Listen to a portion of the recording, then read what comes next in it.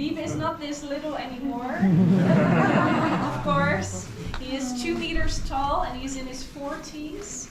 Henry is even in his 70s. The Willig family specializes in one type of cheese.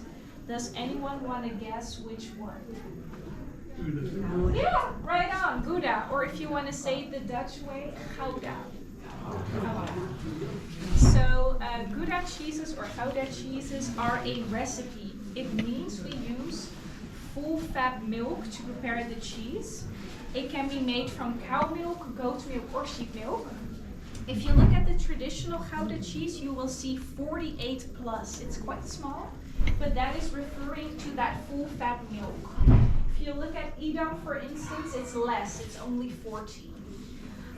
This is the traditional Gouda cheese, and this is a special cheese because we still make it by hand, and it has a very old recipe that we still follow.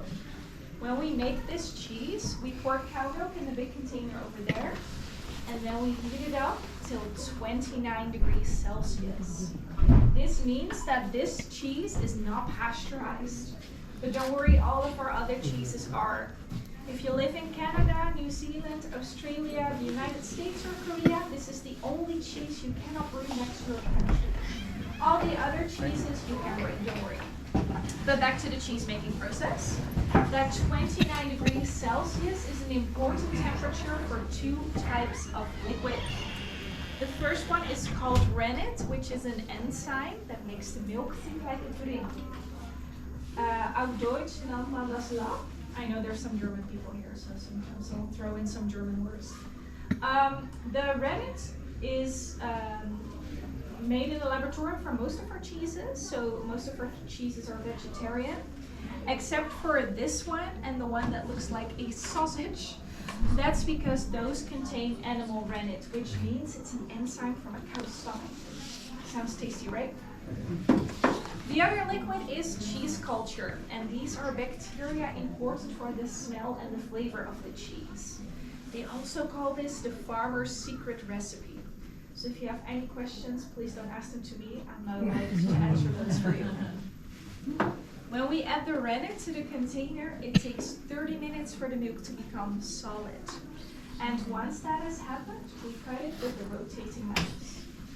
During this cutting process, the milk gets separated into 2 products. I'm sure you've heard of this before.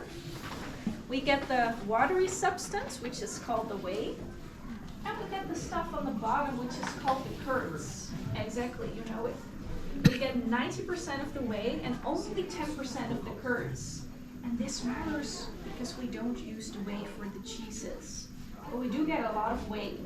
So what do we do with it? Well, we try to be creative. Therefore, you can drink 3 flavors of whey beer. They say that if you drink the whey, it will keep you young forever. So you might want to start today.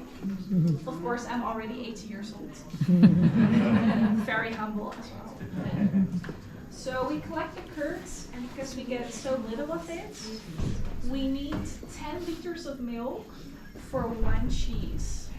And when I say 1 cheese, I mean 1 kilogram. We put the curds in a mold like this one. And perhaps you notice the holes inside of it. That's so the whey can run out of the mold. It takes 2 hours for the cheese to get pressed. After the pressing, the cheese goes into a salt water bath over here, which contains 80% of water and 20% of salt. It's important for the flavor of the cheese and also for the preservation. After 1 day, we take it from the tub and we let it dry on the shelves. And last but not least, we use a sponge and we apply a liquid coating. Here's the good news. Because of that coating, you can keep our cheeses 1 month in room temperature and approximately 4 months inside of the fridge. So you can travel with our cheeses.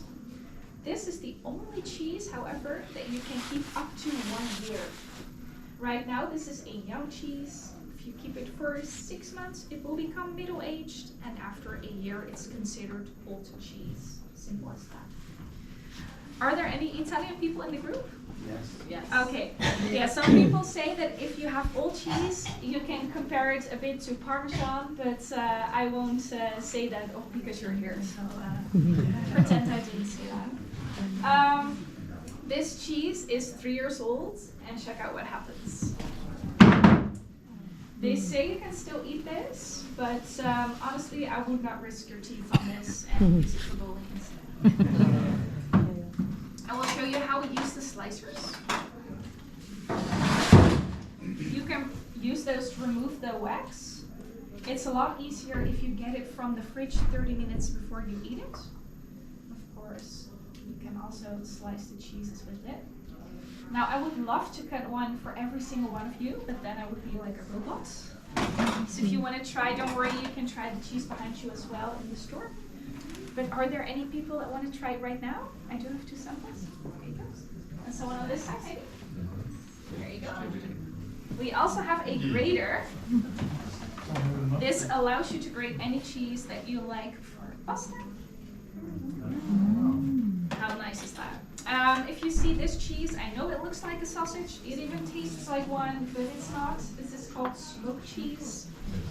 If you don't like cheese, of course you came to the wrong place. But we also have stroopwafels, which are traditional cookies filled with caramel or honey. Are there any questions?